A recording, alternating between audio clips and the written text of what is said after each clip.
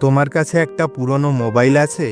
এই সহজ অথচ গভীর প্রশ্নটা ছেলেটা প্রতিদিন শতবার করত। পাড়ায় পাড়ায় ঘুরে, দোকান থেকে দোকানে, মানুষের দরজার সামনে দাঁড়িয়ে, মুখে একরাশ আশা আর চোখে স্বপ্নের দীপ্তি নিয়ে। তার নাম রাহুল, বয়স মাত্র 16। একসময় স্কুলে যেত, কিন্তু অভাবের চাপে পড়াশুনো থেমে গেছে বহুদিন। তবুও শেখা থামেনি, কারণ সে জীবনের পাঠ শিখছিল ভাঙা মোবাইলের ভিতর থেকে। বাতিল মোবাইল ফোনগুলো এখন তার নতুন স্কুল।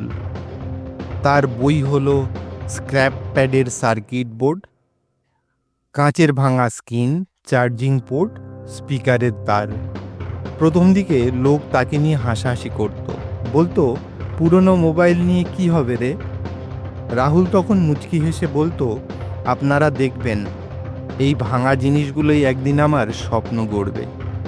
প্রতিদিন সে বেরিয়ে পড়তো ব্যাগ কাঁধে নিয়ে, পুরনো মোবাইলের খোঁজে।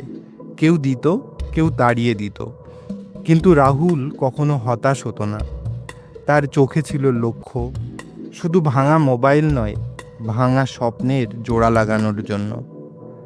কয়েক মাসের মধ্যেই সে শিখে গেল কোন পার্টসটা ভালো, কোনটা বিক্রয় করা যায়।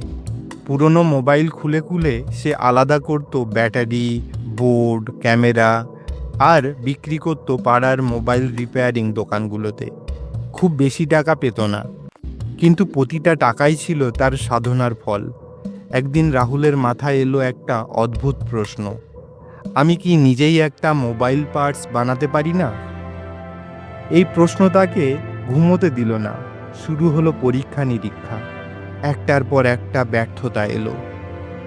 সোল্ডারিংয়ের ভুলে পুড়ে গেল সার্কিট, ছোট ছোট বিস্ফোরণে জ্বলল আঙুল, কিন্তু থামল না সে। অবশেষে অনেক রাত জেগে, অনেক চেষ্টার পর রাহুল বানিয়ে ফেলল একটা ইউনিভার্সাল চার্জিং পোর্ট। এমন একটা পার্টস যা সস্তা, মজবুত আর প্রায় সব মোবাইলেই ব্যবহারযোগ্য। সে সেই পার্টস নিয়ে গেল মোবাইলের দোকানে। দোকানদার অবাক হয়ে বলল, এটা তুই বানিয়েছিস? এত সস্তায় এত ভালো জিনিস বাজারেও তো পাওয়া যায় না। খবর ছড়িয়ে পড়ল, আরও দোকানদার এসে তার পার্টস কিনতে চাইল। রাহুল বুঝতে পারল এটাই তার সুযোগ। তার ছোট্ট ঘরের এক কোণাকে বানিয়ে ফেলল নিজের প্রথম ওয়ার্কশপ। একটা পুরনো টেবিল, এক বোতল গ্লু, কিছু টুলস আর অগাধ ধৈর্য, এটাই ছিল তার সম্পদ। দিনে পাড়ায় পাড়ায় ঘুরে মোবাইল সংগ্রহ, রাতে পার্টস তৈরি। পার্টস বিক্রি করে যে টাকা আসতো তার সবটাই সে বিনিয়োগ করত। নিজে কম খেত, পরতো পুরনো জামা, কিন্তু তার স্বপ্নটা যেন প্রতিদিন নতুন জামা পরত। এভাবেই ধীরে ধীরে তার কাজের পরিসর বাড়তে থাকলো। একদিন সে খুলে ফেলল নিজের একটি ছোট্ট কোম্পানি, রাহুল টেক কম্পোনেন্টস। তার পণ্য ছড়িয়ে পড়ল দেশের বিভিন্ন প্রান্তে। বড় বড় কোম্পানির সাথে চুক্তি শুরু করলো।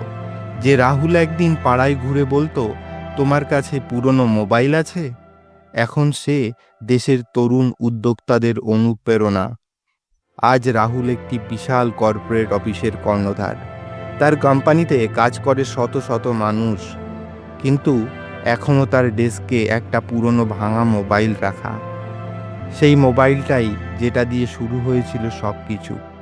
রাহুল জানে, টাকা দিয়ে স্বপ্ন তৈরি হয় না, স্বপ্ন তৈরি হয় সাহস, বিশ্বাস আর নিজের নির্বিচার পরিশ্রম দিয়ে।